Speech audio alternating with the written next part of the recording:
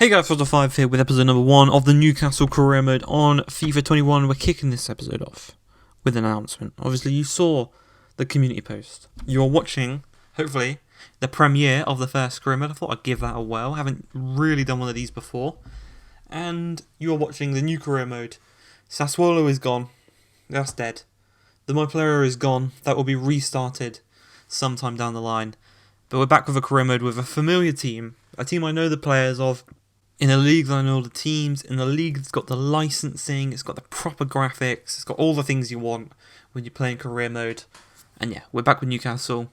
It's a bit of an RTG, it's a bit of a project to build them up to be the team that we want. But you can see there, we've sent some scouts out to a bunch of different countries, being in England, one to Argentina, and I believe one to Scotland. And that's that. Pretty much, we go straight into the first game. We're taking on Brighton away from home at the Amex, and see, I can fly off facts like that because we're in the Premier League. We're playing a team I know. We're playing in the stadium I know the name of. It's just so much easier than playing in Serie A where it's not got the proper graphics. It doesn't look that nice. Most of the players don't have their proper faces. Two of the teams don't even have their proper badge, and it's so nice. So now. From now on, I think we're going to be sticking to leagues that have the proper graphics and where a majority of the teams have players with actual game faces.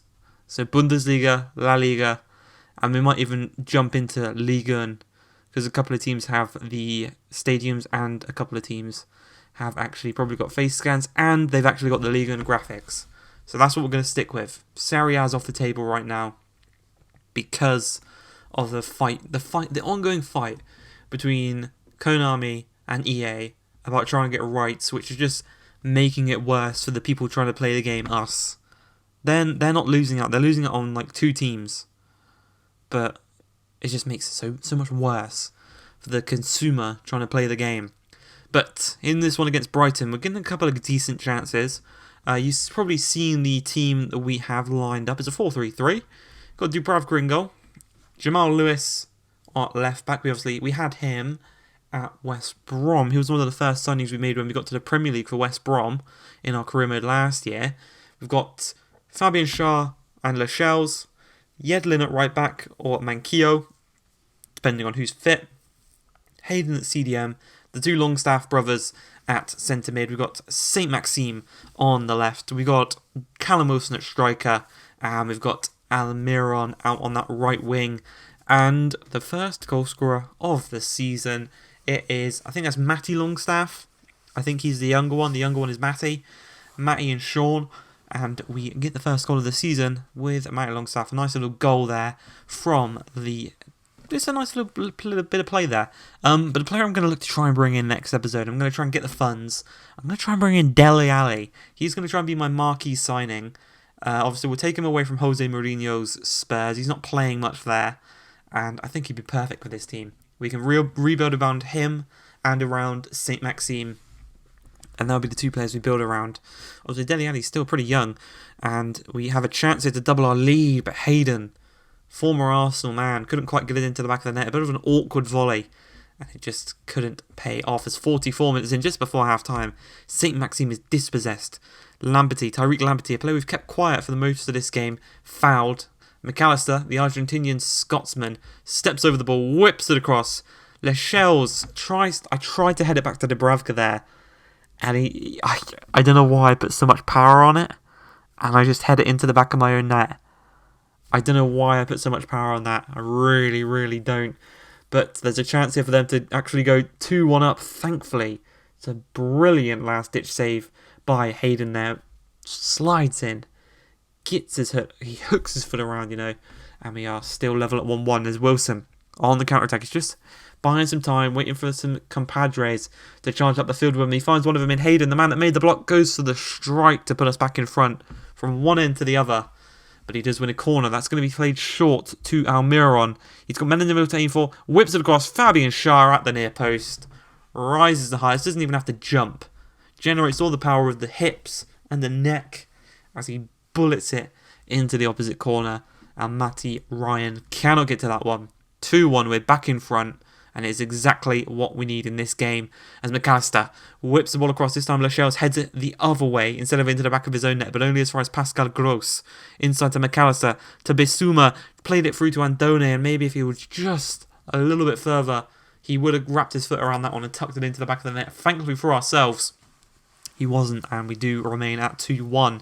As Tyreek Lamptey on the box whips it into Andone. Andone through the legs to Bissouma. Bissouma to Lalani. He hits the crossbar. Lascelles heads it into the worst place possible. And Bissouma tucks it into the back of the net. Again, a captain Lascelles does that mistake there. I don't know what he's doing. He scored an own goal and he headed the ball to Bissouma for the second. Maybe he needs to be dropped, but you can't drop your captain. No matter how many mistakes he makes, you cannot drop your captain.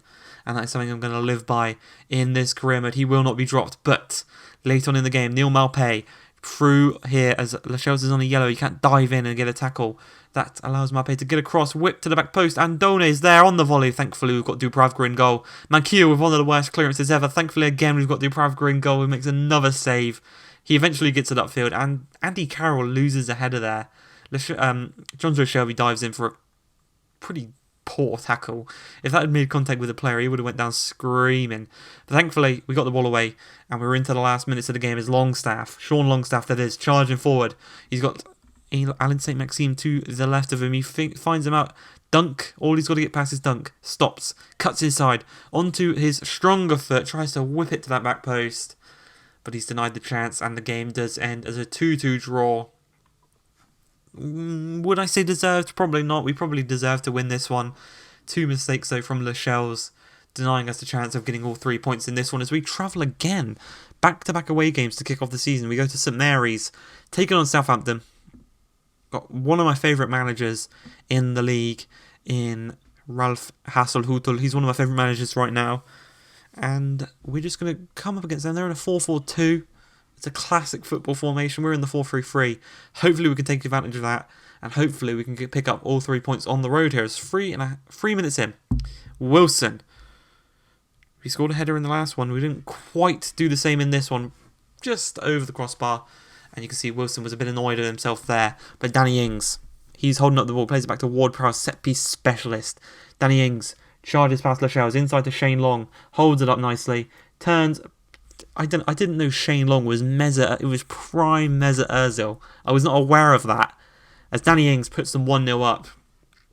He was always going to score in this game. You could just guarantee it that he would score.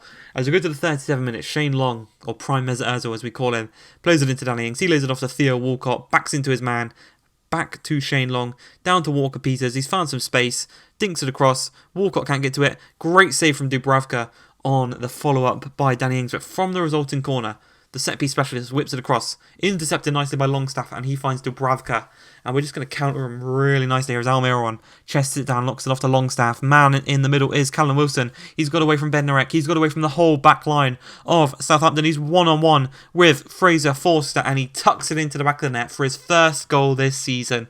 New signing from Bournemouth, Callum Wilson, tucks the ball into the back of the net. He is going to be a big, big, big hope of us staying up this season. If he doesn't score, we've got to rely on the likes of Almiron and Andy Carroll and St. Maxime to score the goals for us. So we've really got to hope that Callum Wilson can get kind of 10, 15 goals this season. And that will be absolutely ace. As 58 minutes in, just after the chance there by Almiron goes easily into the path of Fraser Forster. Augustusson out on this left-hand side, skips past Lascelles, whips it into the middle. Shane Long has the ball just palmed off to him there quite easily by Danny Ings. He charges over to Ralph Hasenhüttl, who's obviously given him the chance this season to kind of redeem himself, put his name back out there, ready for the up-and-coming Euros. And what they've done is they've gone 2-1 up. For the second time in this game, they have gone ahead, and it's not what we want. But Callum Wilson, hits the crossbar. Keeper's not getting to that one if it was on target. That was going right in that top corner. No way Fraser Forster's getting to that one, no matter how tall he is. But the chance goes begging, and as we play the ball into Longstaff, he's going to knock it through to Callum Wilson. Goes for a nice little shot. All the power just drains out of that one as it takes a slight deflection off of Bednarek, and it just easily tumbles back to Fraser Forster. If he had a cap, he could have chucked it on it. But 10 minutes remaining in this one. Redmond gets tackled by Lascelles. Jamal Lewis can't pick it up, so Walker Peters is in the space. He goes for the strike. Thankfully for ourselves, Dubravka can pluck that one out of the air. As 7 minutes going, they're still on the attack. This time, their Longstaff wins the ball. Knocks it to Saint Maxime. You can see they've only got 2 defenders back. And with ease, Saint Maxime just skips past Jan Bednarek. One man in the middle of the team is Callum Wilson. He puts it wide of the post. He puts it wide of the post. Maybe he won't be scoring 15 goals this season with finishing like that. But with 3 minutes remaining, Obafemi's on the pitch. He's come on for his fellow Irishman in Shay Long as he skips past 2, knocks it into Nathan Redmond. He plays it across to Oriel Romeo. And just like that, with 3-1 down, securing the loss away at St Mary's. And if Callum Wilson had hit the back of the net when he hit the crossbar, if Callum Wilson had hit the back of the net instead of putting it wide on that header, we would have won the game 3-2. But that is life. That is football.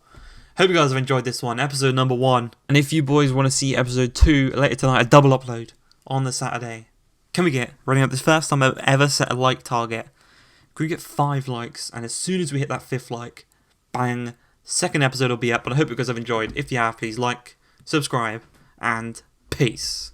See ya.